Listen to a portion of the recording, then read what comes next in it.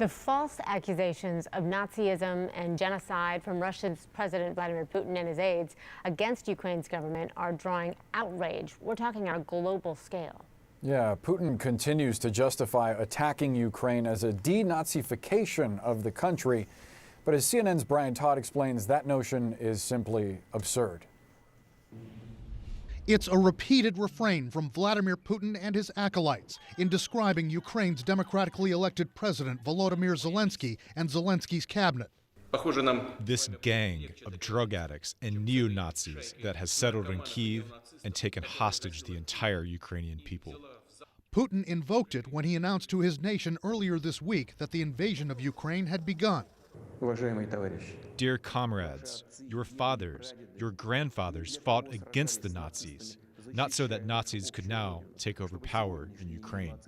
Putin has said he wants to, quote, denazify Ukraine. And he and his foreign minister have used another reference to the Holocaust to try to justify their aggression.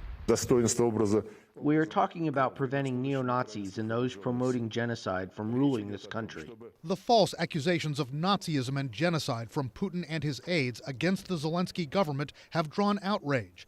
The U.S. Holocaust Memorial Museum issuing a statement condemning that language as well as the invasion itself. It's particularly perverse and denigrates and misappropriates the whole notion of the Holocaust to talk about the current democratic elected government somehow committing a genocide against Russian speakers. Why has Putin invoked Nazism? Some observers say Putin is well aware that their fight against the Nazis and fascism in World War II strikes an emotional chord with Russians. To evoke the very memory that the Russian people have of the horrors through which they went in World War II. They lost 20 million civilians.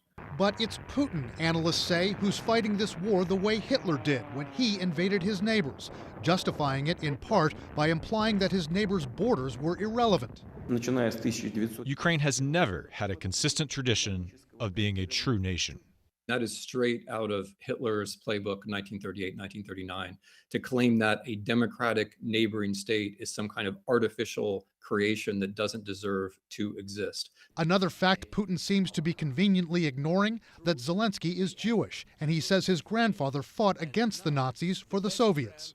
One analyst believes Putin has another motive for his accusations of genocide against Ukraine's leaders. I think it's very likely that he intends to use the genocide and denazification language to set up some kind of kangaroo court, which would serve the purpose of condemning these people to death or condemning them to prison or incarceration. Stuart Eisenstadt of the Holocaust Memorial Museum says the Ukrainian people certainly won't buy Putin's claims of Nazism and genocide, and he doesn't think the Russian people will buy it either. He believes many Russians will see that a fellow Slavic country that they share so many cultural and family ties with is being invaded and brutalized. Brian Todd, CNN, Washington.